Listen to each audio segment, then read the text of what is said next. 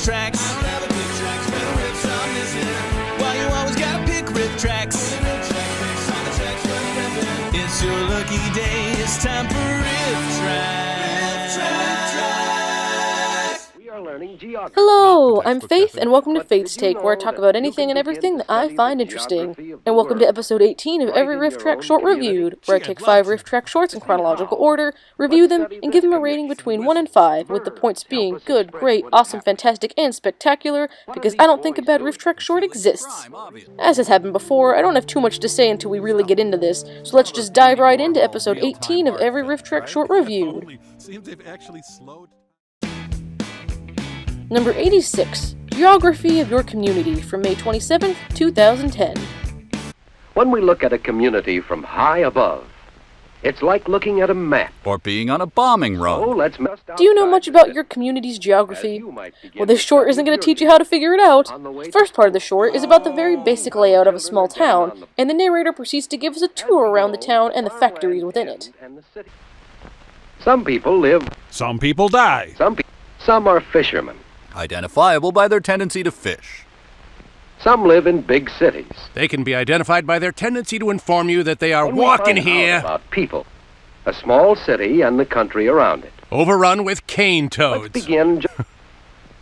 Over here is a herd of dairy cattle. They've gone feral after killing their farmer. While the children are getting on the bus, let's look around. Here is farmland. It's an odd name for a boy. We go through a section of homes. Literally, we burst through them like the Kool-Aid Man. A few blocks farther on, we come to railroad tracks. We see a frustrated coyote going past on a handcar. They are using a steam shovel to dig something out of the ground. They are digging clay. This is a clay pit. Ah, that would explain the clay. Oh, we can learn much about a community by looking at a map. Or judging it from afar. Then we come to factories. Take a good look, kids. It's where you'll be growing old. The narrator now tells us the reasons for all these various factories existing, and it suddenly turns into an episode of how it's made. This helps us learn about this extremely specific town's jobs of ice cream and pottery making, but it doesn't teach us much about how to learn things about the geography of our own various communities. Do you know what this truck carries? Dead giraffes? Ice cream. Good guess. And it's made in this factory. Don't be fooled, it's a stunningly depressing place to work. And look, here is another factory. The sign says it's a pottery company. To see what they do, let's go inside. Turns out that against all odds, they are making pottery. Wow. The wet clay is poured into molds. I am learning the hell out of some geography here. And wanted to know why there isn't, and why a pottery company. And what? And These if are geography and where questions. But what do the factories make? Why is there an ice cream plant in this city? What the hell do they need ice cream for? The milk is put into cans and hauled to the ice cream factory. Only to discover that everyone at the ice cream factory has died of brain freeze. Where the milk is... Oh, the factory was built in this community to be near the clay. To be near the clay, Mr. Aiken's former lover tells all. Another short with a vague and unhelpful lesson. This one gets a 2.5 out of 5. In the same way, you can learn about your community. Or you could do it by just living there. Number 87, The Parts of Speech, from May 31st, 2010.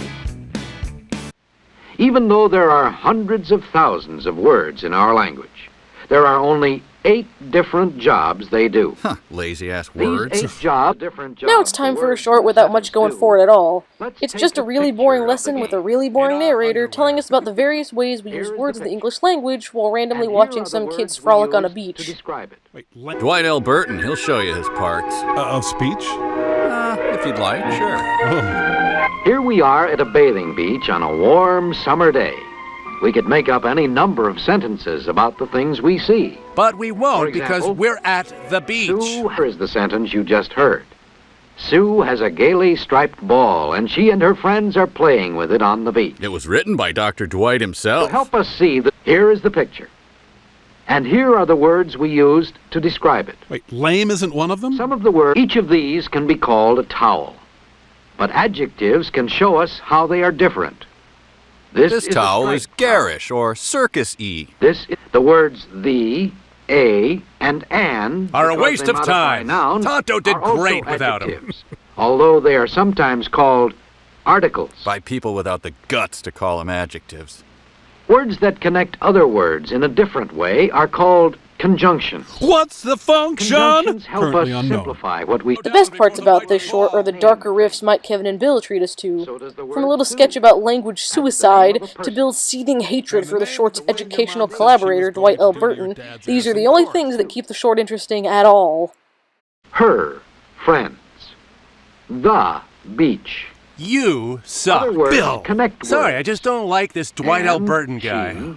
The 8 parts of speech are nouns. Okay, hey, hang on, let me get a pen. pronouns, Whoa, and slow down. adjectives, This verbs, one doesn't have any and ink in it. adverbs, All right, give me a second. prepositions, Go back. conjunctions, Just hang on now, will you? and interjections. God, I hate Dwight L. Knowing Burton. the jobs, we're going to see what each of those jobs is. Wait, Keep an I don't know eye which on it is. this dark I'm gonna kill myself. Oh, God, he's got a gun! Everybody just stay where they are. To help Everyone just stay learn where about you the are, I parts think you of mean. speech. Oh, God, you're right. I'm a failure. Here we are at the No, beach again. no bullets. We I can can't use even words kill that mean myself things to right. help us Kill tell myself what we correctly see. is more proper. Take him down. Things are called No. The are suicidal some nouns. language short narrator sketch, ladies and gentlemen. Yes. friends. Now, instead of using nouns, Do we such have as to keep boys, playing? girls, Just or catch the friends, ball and throw we it. can Can we go say dig in the they. sand or something? Catch the ball.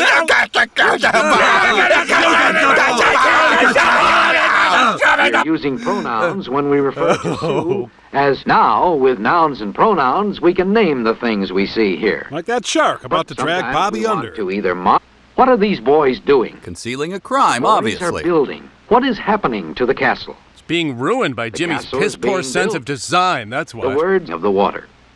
The water is. That is its state of being. Ooh, Zen The Master Dwight adjective Burton. clear Yeah. tells Dwight what the Burton. water is. Please.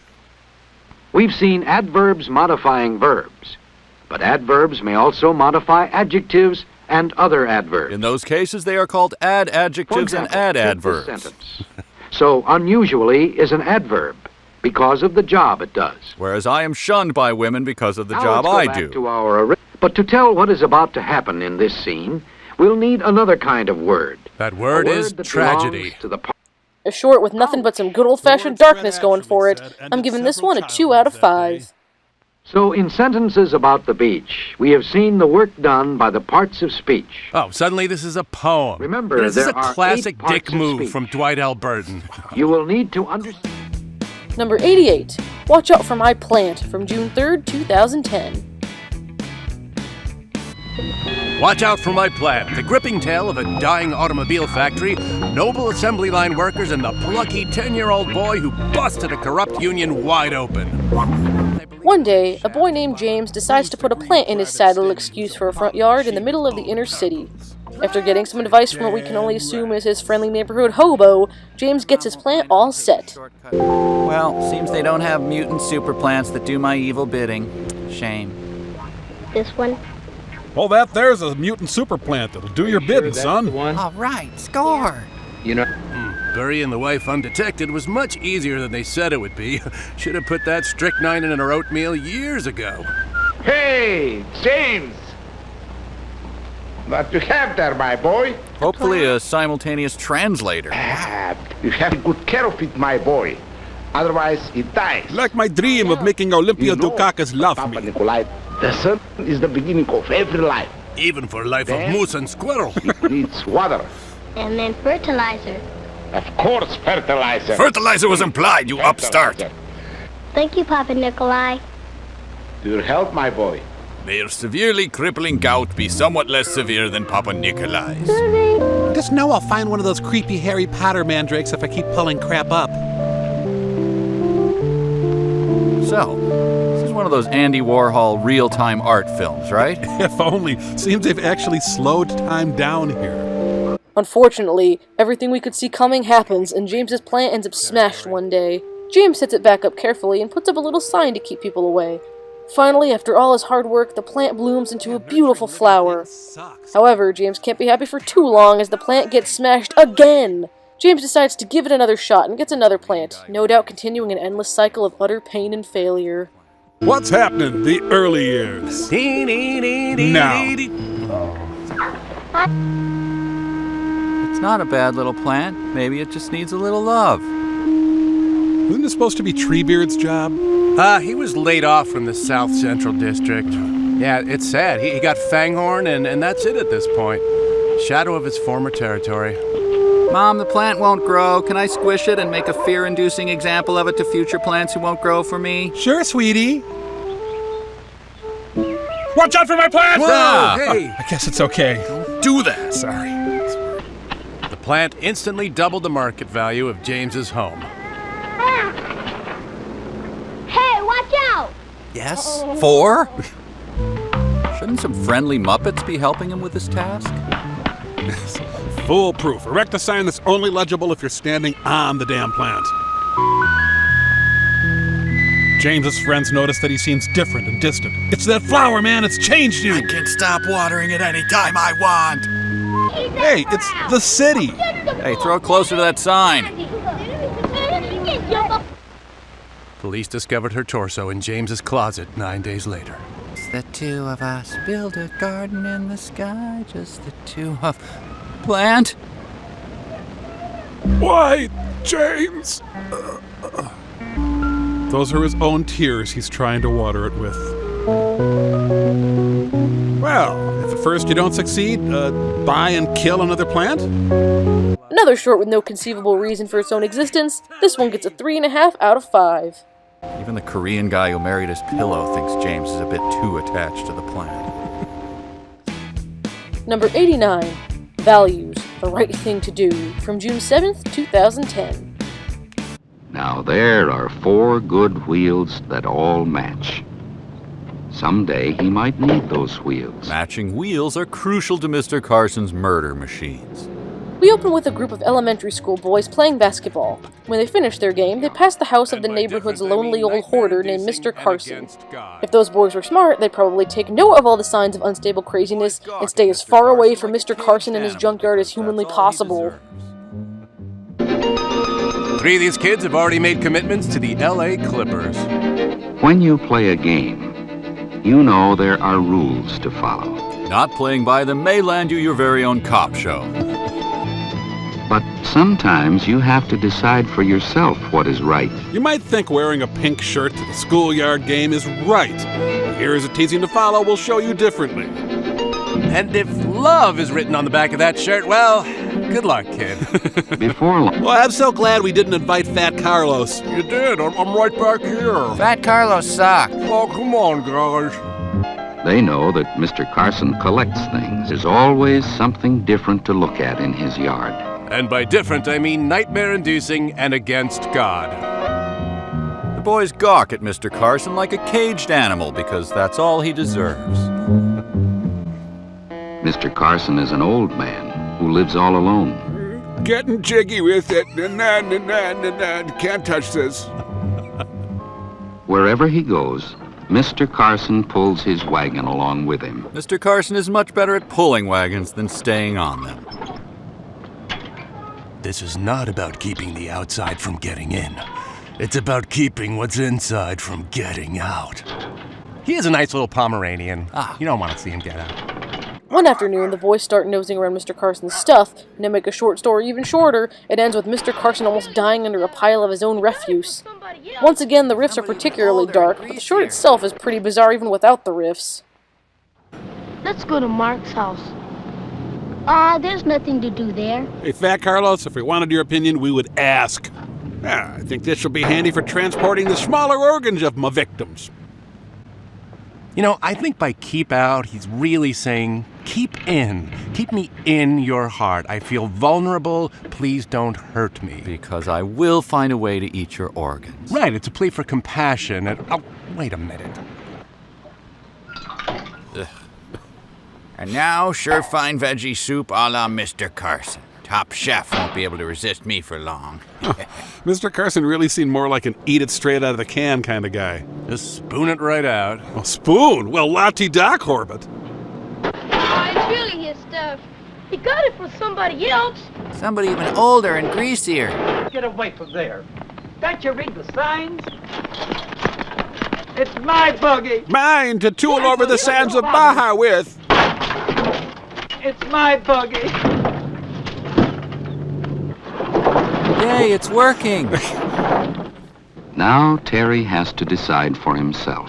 Will he upload the video to YouTube or Funny or Die? This short is so comic and dark all at the same time that I've got to give it a 4 out of 5. What is the right thing to do? Well, that depends on how successfully you think Mr. Carson could pick you out of a lineup. Number 90, Family Teamwork from June 14th, 2010. Teamwork. We see it all around us. But we never pitch in because we're dicks. Throughout your life, you may find yourself on several teams. You may be part of a band, some sort of volunteering group, or of course a member of a sports team. But according to this short, even if you're never on a team like that, you've been part of a team your entire life. That team is your family. And in this short, we see 5 kids go through a disappointing scenario and learning how they can become an important part of their family team. Every kid who knows The musicians, all are part of a team. A ridiculous haircut to create something. They live in the same community. They go to the same school, and they all belong to a team. Come on, hustle! I got 2 G's riding on this! Not a basketball team or a baseball team, but an even more important kind of team. the A One that team. depends on a special kind of team. Just a month to go till summer vacation, and Dad was buying Huge a bike for that kid. so we could sleep in it and eat in it and everything. Dad said being homeless would be swell. Today we were going skateboarding, and we were going to pick up our boards and tell our moms where we were going. We were headed to Dogtown to bum cigarettes off of tourists. I didn't get to play kickball at school today because I wasn't picked for the team. Also, my hat kept rotating without me touching it. Ah, nuts, there it goes again.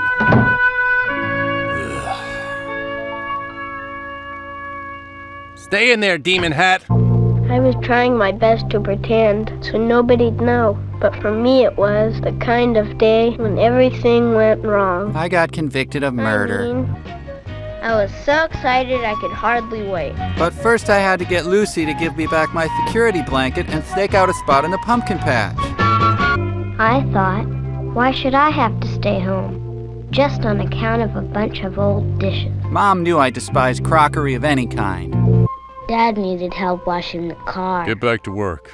But playing kickball in school today, all I could do was fall down. Turns out I had an inner ear condition that was causing vertigo, and kickball was the least of my worries. Sure did.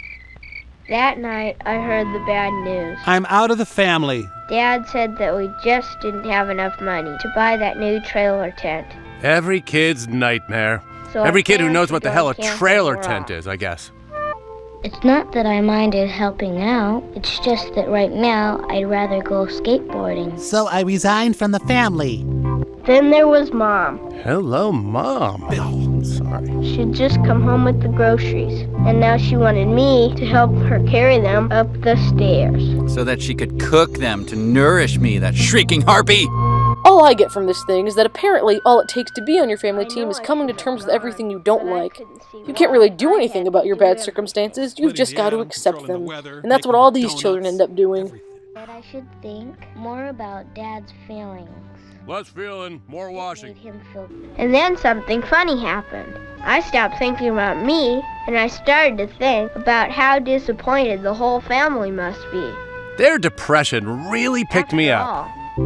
I thought Jill would feel the same way, but she didn't. Instead, she told me something important. The Partridge family's been canceled. I started thinking I hadn't been very nice. I am become death. There'd really been lots of times like that. Times when maybe Mom would rather have been doing something else. Such as flying to Vegas. Maybe we didn't go on a trip, but we went on picnics and hikes and had fun anyway. Well, Dad kept yelling that we were having fun, so we must have been. Maybe things don't have to be this way. Maybe it's not too late to make them better. Clarence, I want to live again. That I should think more about Dad's feelings. Less feeling, more washing. Made him feel. Dad said I could watch TV if I wanted to, but I told him I'd do my homework instead. Homework, also known as rock band with the headphones on. The thing was, Mom and I were part of a team. Team Jacob! Ahoo! So I just have. Working at the car It wash. felt good to be part of the family team. The family team went 3-13 that year. Dad was replaced by Norv Turner. Mom said she'd make my #1 favorite dinner, beef tacos, with her own special secret sauce. AKA store brand ketchup. And for Greg, it was a matter of caring, of working things out together. But for all of them, the main thing was guilt and shame about their own actions.